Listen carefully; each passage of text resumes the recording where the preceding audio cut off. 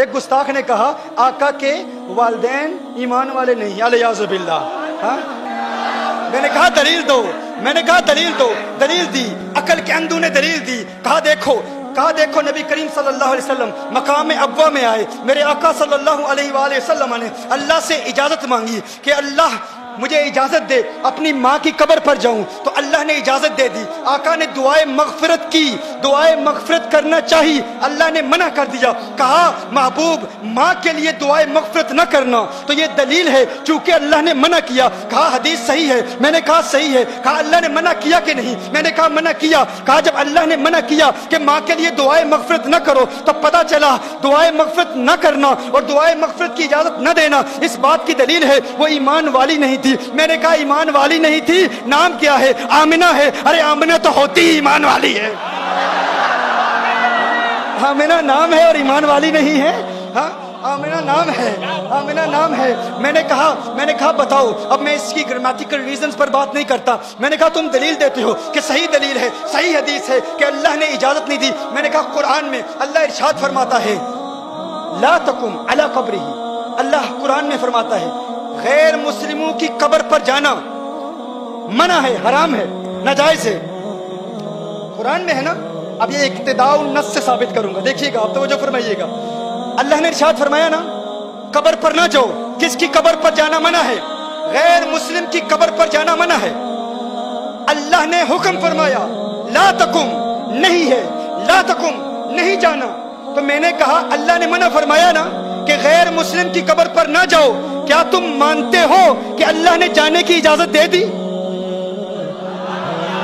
اللہ نے جانے کی اجازت دے دی. تم سمجھتے ہو یہ تمہاری دلیل ہے، یہ تمہاری نہیں، یہ ہماری دلیل ہے. یہ کس کی دلیل ہے؟ یہ ہماری دلیل ہے. انہوں نے کہا کہ اللہ نے دعائے مغفرت کی اجازت نہیں دی. تو دعائے مغفرت کی اجازت اس لیے نہیں دی کہ الیاذ باللہ سیدہ مومنہ نہیں تھی. تو میں نے کہا کیا قبر پر جانے کی اجازت دی کہ نہیں؟ کہا دی. تو میں نے کہا قرآن کہتا ہے کافر کی قبر پر نہ جاؤ، تو قبر پر جانے کی اجازت دے دی. یہی اس بات کی دلیل ہے کہ وہ مومنہ ہے. یہی اس بات کی دلیل ہے وہ مومنہ ہے. کہا پھر دعائے مغفرت کی اجازت کیوں نہیں دی؟ یہ کیوں فرمایا کہ مغفرت کی دعا نہ کرو؟ تو اس کا جواب سماعت فرما لیں. مغفرت کی دعا کس کے لیے کی جاتی ہے؟ بخشے ہوں کے لیے بخشش کی دعائیں نہیں کی جاتی. بخشے ہوں کے لیے بخشش کی دعا نہیں کی جاتی. دیکھیے کبھی آپ کہتے ہو یا اللہ غوث اعظم کو بخش دے، کیا الیاذ باللہ کوئی ایسا کہتا ہے؟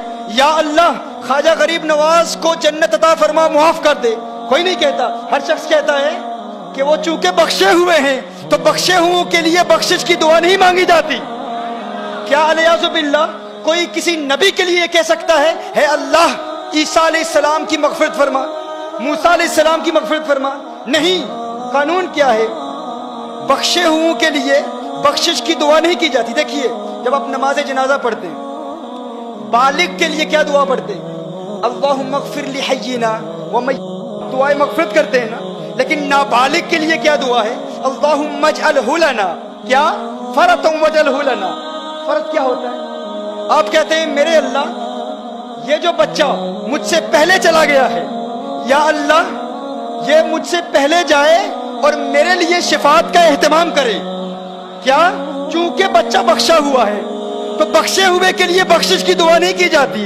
بخشے ہوئے کے لیے کہا جاتا ہے یا اللہ یہ مجھ سے پہلے جا رہا ہے، آخرت میں میرے لیے شفاعت کا اہتمام کرے، میری بخشش کا وسیلہ بنے. تو کہا تم کہتے ہو کہ حضور نے اپنی ماں کے لیے مغفرت کی دعا نہیں مانگی، اللہ نے اجازت نہیں دی. ارے اس بات پر غور کرو، مغفرت کی دعا اس کے لیے مانگی جاتی ہے جس کے لیے مغفرت نہ ہونے کا امکان ہو. ارے وہ تو پہلے سے ہی بخشی ہوئی ہے، ان کے لیے یہ دعا نہیں کی جاتی کہ ماں کے لیے مغفرت کی دعا مانگو. میں کہتا ہوں یونس علیہ السلام ایک مچھلی کے پیٹ میں رہے، اس مچھلی کے پیٹ میں رہنے کی وجہ سے یونس علیہ السلام کو اتنا بلند و بالا اور اعلیٰ مقام ملا. تو گویا کہ اللہ ارشاد فرما رہا ہے جس مچھلی میں ایک نبی رہے اس کو وہ مقام ملتا ہے. ارے جس ماں کی پیٹ میں آمنہ کا لال ہے وہ ماں مغفرت کی محتاج نہیں ہوتی، اس کے لیے مغفرت کی دعا دعا نہیں مانگی جاتی، اس کے وسیلے سے